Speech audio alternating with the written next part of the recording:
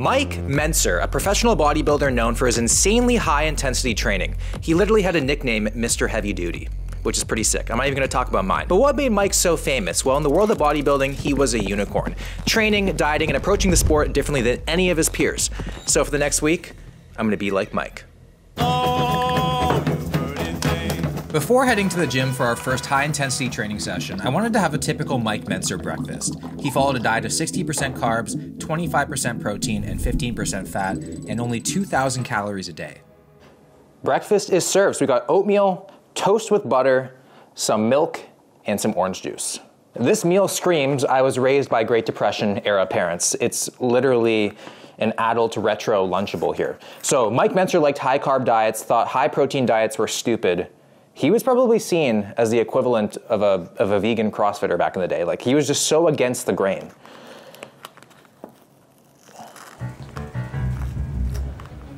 I think the last time I just drank straight up milk, I was breastfeeding. I can't even remember the last time I used butter. With so little protein, every bite of this meal had me wondering what his supplement stack was and how I can possibly repair my muscles from the intense training I'm about to put myself through. Outside the gym right now, and we are here for a good time, not a long time, because everything today is pretty much one set to complete failure. A one-set man, maybe I'm a Mentzer. He won Mr. America and Mr. Universe on only 3 30-minute workouts a week. Does it sound too good to be true? Yes. Between Jordan, Tyson, and Mentzer, if you want your kid to achieve greatness, it might have to start with naming him Mike. Workout 1 is legs, chest, and triceps, always within 6 to 8 reps. Really taking my time on the warm-up for this workout, because when it's one all-out set, 6 to 8 reps, super heavy, the chance of injury is quite high, so just really slowly building up to that peak weight. Leg extensions, 1 set, 6 to 8 reps, AKA first-degree murder on my knees. I think the seatbelt is quite fitting for this. We got 2 plates per side right now. Gonna go slow and controlled, try to really maximize every single rep, because hey, an enthusiastic 6 is always better than a snobby 10.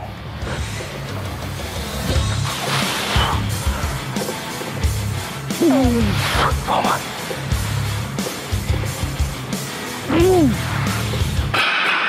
Oh yeah, that's gonna do it.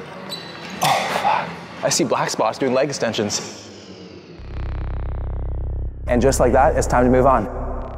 But I'm not ready to move on. I wanna do a couple more sets. This week's gonna be psychologically challenging.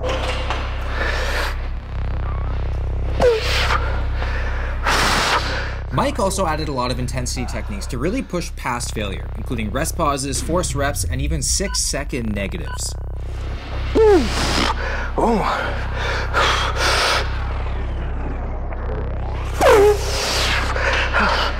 Come on, back up. Oh. I overshot that. Oh, fuck. Oh. I've been fighting my demons. Now, I haven't barbell back squatted in a minute, so I'd be lying to you if I said I was not nervous and scared as hell for this set. When you just have 1 set, you got 1 shot, 1 opportunity to seize everything you ever wanted. So there's a lot of pressure right now. I have 370 pounds on the bar. We're gonna take it for a ride and see if I regret it.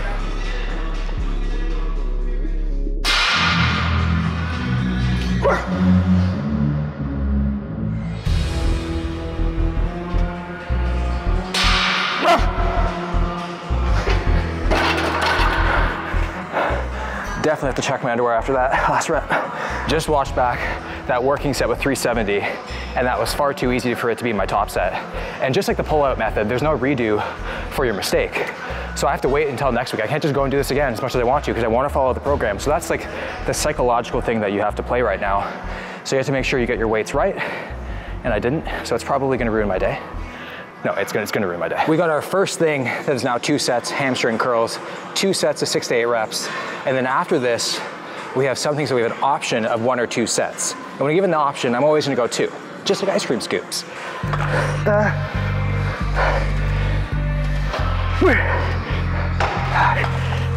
Rest pause here. Once he fails, rest like 10 to 15 seconds and bangs out another rep. My brain is just, feels like it's like shaking. Nobody's telling me to go home today, that's for sure. Calf machine, calf machine.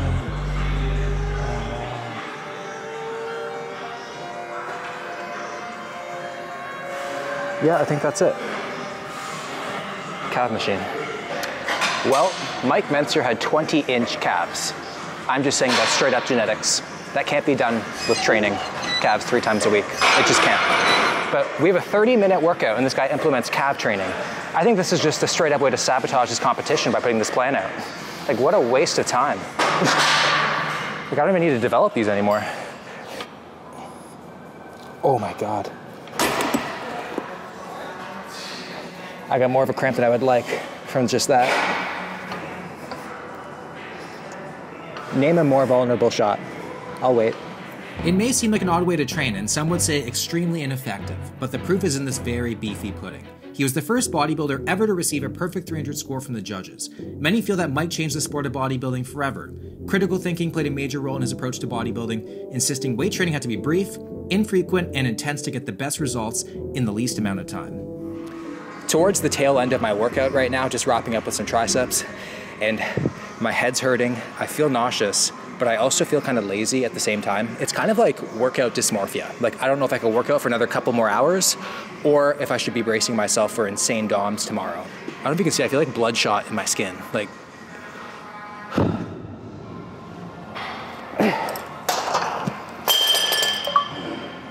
just making my post-workout meal. Now, I'm not just gonna stand here and say Mike Mentzer's diet's wrong. It's just incorrect. And I know he would have benefited greatly from taking some AG1. It's only 50 calories per serving, so it's super easy to fit into a low-calorie diet, and it's gonna give you all the vitamins, minerals, and antioxidants that you need that you're probably gonna miss out on if you're on an extreme caloric deficit like Mike. I take it every morning, my wife Katie takes it every morning, and I can just speak for myself, it makes me a well-oiled machine. We go through a lot of toilet paper, I have a lot more energy on a day-to-day basis, and after I've been taking it consistently for months on end, I notice I recover quicker between my workouts. Lunch, we got ground turkey with some white rice. I got my AG1, of course, and then I might nibble on a few of these donuts. It doesn't taste like you deep throated a lawnmower. It's subtle, it's lemony, kind of coconutty, and very creamy. It's non-invasive and it won't sadden you. It's very easy to incorporate in your daily routine. So if you guys want to pick some up, go to my link in the description where you're gonna get a free 1-year supply of AG vitamin D, which is important. Winter is coming, the sun is going down, and you'll get 5 free AG1 travel packs with your first purchase of AG1. Let me know what you guys think. Cheers. I am stupendously sore everywhere. Even just standing like this, my tricep is throbbing. My calves are sore, obviously. And I'm kind of surprised about it because the pump yesterday was non-existent. I did not get a pump at all. So the plan today is nothing. After a workout day, he always takes a rest day, so the only fitness I'll be doing is fitness. Chicken in my mouth. Even though Mike ate 2,000 calories a day, he practiced what he calls intelligent cheating, meaning he could still eat whatever he likes as long as he's within his caloric budget. A typical Mike Mentzer lunch included fried chicken with fries, salad with blue cheese dressing, 2 cookies with a scoop of ice cream, and of course, a cup of milk. This kind of a meal on a 2,000 calorie diet. Bro is playing the aesthetics game on legendary mode. And all I'm thinking about is how much more he would have dominated the bodybuilding scene if they had air fryers when he was still alive. Just knowing Mike by now, I just assumed that he didn't even use dip. He just raw dogged it. That little silly goose. I feel like I'm one of the few people who actually prefers grilled chicken over fried chicken. I like more direct access to my breasts. We got a nice salad here on the side for color and just scurvy prevention, I assume.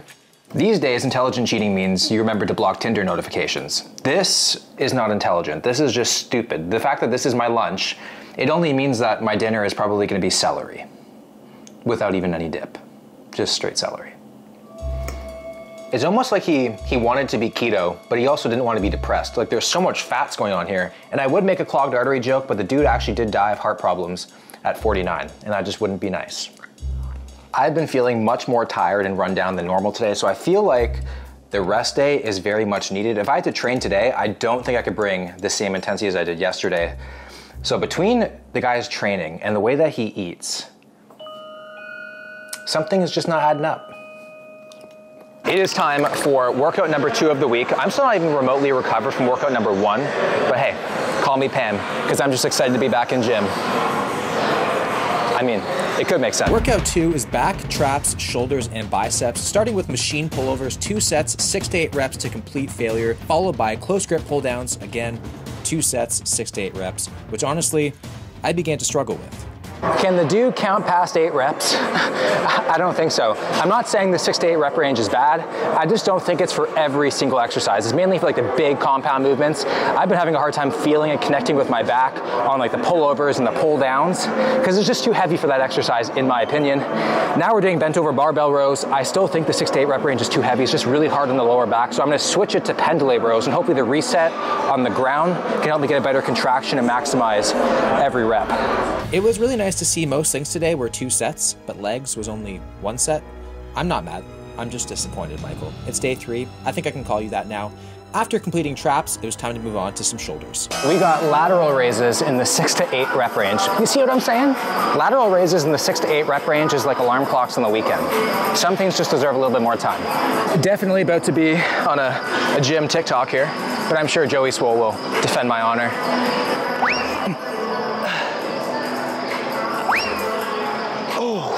After shoulder press, we moved on to rear delt rows. I don't even think I need to say the sets and reps anymore, but by the time I got to biceps, my energy was so shot and it was extremely difficult for me to bring the same intensity I did earlier in the workout.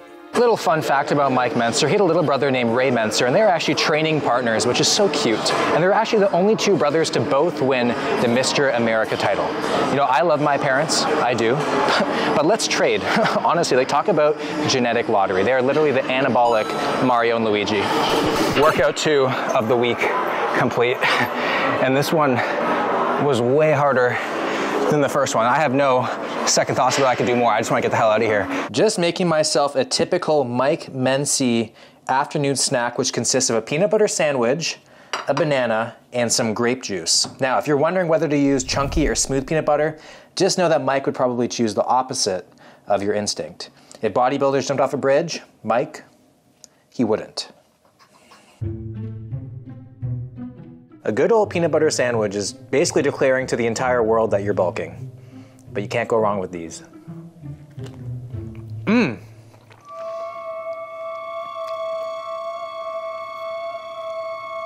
I don't think that I've had grape juice ever. Just like grape flavored pre-workout, you know? Whoa, it's quite nice though. Very nice. Wine without the attitude. With my dinner implemented, which I've yet to have, my total protein for the day is going to be 146 grams of protein. I don't think I've been that low on protein since preschool, you know, but I feel good. I feel light. I feel like everything's digesting well. I don't have any stomach pains. I don't feel bloated at all. I just feel perfect. Usually when I get home from the gym, I make a meal and then I go on my laptop and do some work, but after the first workout and this one, I am not able to do it. The side of my head is hurting. I feel dizzy. I just start to get nauseous the more I look at the screen. And I searched it up and apparently it's something called exertion headaches. It can last a couple minutes to even up to like 2 days. So just lying in my bed, trying to just relax and hopefully can do some work. Probably not a good thing that I'm getting this. I think that's just overdoing it in the gym. Day 4, I hit the ground running. Literally. Unless he was cutting for a show, Mike wasn't very big on cardio, but if you still wanted to get some done, like me, here's what he recommended. You know, out of all the highs that I chase, a running high is not one of them. So when I go for a run, I gotta run for something or from something. And I'll tell you what right now, my CNS is fried like bacon on a skillet. Like usually I wake up at 7 a.m. all the time, no problem. But this week I've been waking up every day at 9 a.m. 7 a.m. is super difficult. So I guess the run today is kind of counterproductive to how I feel. But I feel like, you know, one day off of the gym, it feels like a week on the couch. I feel lazy. Day number 6, I took an extra rest day. I definitely needed it, but we're back feeling refreshed. And for this workout today, it's a little bit different. So in a few of his books, he has full body workouts that only take 20 minutes to complete. Sounds pretty good. Then I pulled it up and I'm like, how in the world did this guy get this done in 20 minutes? Was he like moving like a squirrel on double espresso? Like it actually makes no sense. It's compound, compound, compound, compound in 20 minutes. Don't think I can do that, but we're gonna try. It doesn't specify rep range, but I'm gonna make an educated guess and say 6 to 8. Time starts now.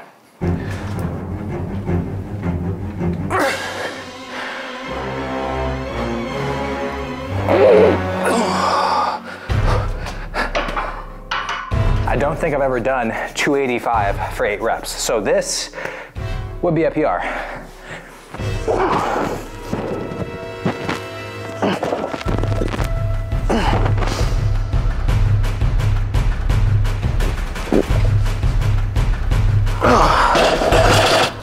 Woo!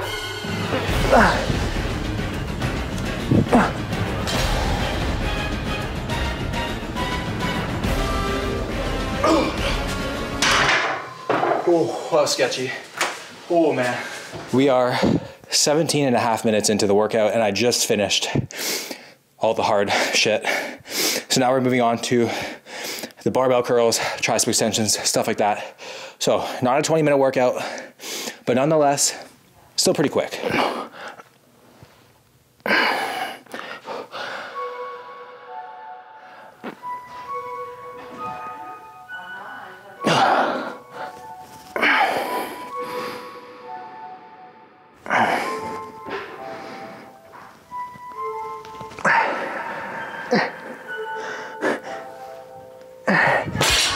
The other day, I was doing some research on Mike Mentzer, and just for some perspective on how genetically gifted this guy is, at age 15, he weighed 165 pounds, and he was bench pressing 370. I can't even do that. I'm almost 30, and I've been training for 10 years. The guy was 15. Workout complete, and that took right around 29 minutes to complete, so not too bad. Here's a little post Mike Mentzer full body workout. Pump check. Delts, arms look pretty good. Legs look pretty good. I do feel a bit softer though. I think that's just because less volume, less time in the gym. Later that day, I got to sit down with Dr. Mike Israetel to talk about how effective Mike Mentzer's training protocol really is. What are your thoughts on his style of training? You should be getting a mustache and big 80s glasses very soon, organically appearing on your face. We're not even close. Mike Mentzer, and specifically the HIIT philosophy, which he endorsed, has a couple of really, really awesome points. But it also has a couple of points that are maybe just not applicable in certain situations. Who is somebody who would benefit from that, from his style of training? Somebody who has chronically done more volume than they are able to recover from. And one of the beautiful things that Mike Mentzer put very well was that recovery is as big of a part of training as is training hard. It's literally half of the equation. Many, many studies have now illustrated that on average, the people that don't gain the best from any given volume tend to gain more from more volume. Most of this is because people who don't gain that well in a program tend to be smaller and tend to have a higher proportion of slower twitch muscle fibers. And that means they just don't take a lot of damage and recover quite quickly. What you need to do is find your own personal, we call volume landmarks, between your minimum effective volume and your maximum recoverable, where you can sit somewhere between them, no wrong answers between them, and just get in there. There's one study at least, and a bunch of other studies showing similar results, where something like 35 to 50 sets per week of quads, very much in context, they didn't do anything else but quads. You can't do this in a full body program. But just for the quads, up to 50 sets per week works better than any value lower than that. But you've trained legs, we've trained legs together. Yeah. Like, rest, press, motherfucker. That may not be the case for someone else. So if you're in a position where you're recovering quite easily, try more. Keep that template of Mentzer's and maybe add a few work sets in every now and again for a few weeks. See if that works out. Are you recovering on time? Are your workouts going well? I thought going into this week, it was going to be like a walk in the park for me because I was like, the volume's so low. It's a joke. It's been kicking my ass. Like, definitely something I don't think I could sustain for the long term. I don't even think I haven't said that right.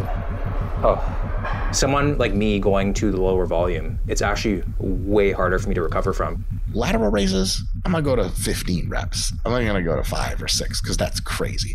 So just with a few modifications, you can take the spirit of HIIT, the spirit of Mike Mentzer, and apply it to your results in the real world in such a way that you're kind of giving it your best approach. Just as Mike said, you can take the foundation of the program and make it your own. Even Mentzer himself learned from his own training and laid out an ideal bodybuilding workout routine in his book, Heavy Duty 2. And as you can see, there's a lot more reps than we did this week.